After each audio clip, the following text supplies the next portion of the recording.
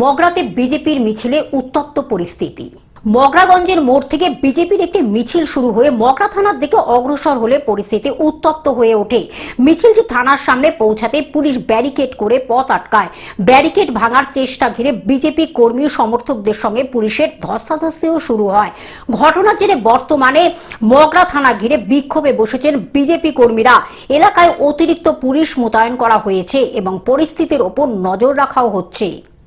যার জেরে আজকে আমাদের স্থানীয় মণ্ডল সভাপতি সুজয় বিশ্বাস আক্রান্ত হয়েছে, আহত হয়েছে। তাকে নিয়ে যখন হাসপাতালে আসছিলাম সেই সময়ও আমার গাড়িতে যেভাবে রুনা খাতুন হামলা চালিয়েছে, এর আমরা পুলিশের কাছে আবেদন জানাচ্ছি অবিলম্বে রুনা খাতুনকে গ্রেপ্তার করুক, নচেত আমরা পুরো বলাগড় থানা ঘেরাও করব। হুগলি থেকে রাজকুমার প্রসাদের রিপোর্ট, গ্লোব নিউজ। এখন থেকে গ্লোব টিভি দেখুন আপনার স্মার্টফোনেও। গুগল প্লে স্টোর অথবা অ্যাপল স্টোর থেকে ডাউনলোড করুন গ্লোব টিভি লাইভ অ্যাপ। এছাড়া জিও টিভি অ্যাপ থেকে দেখুন গ্লোব টিভি লাইভ।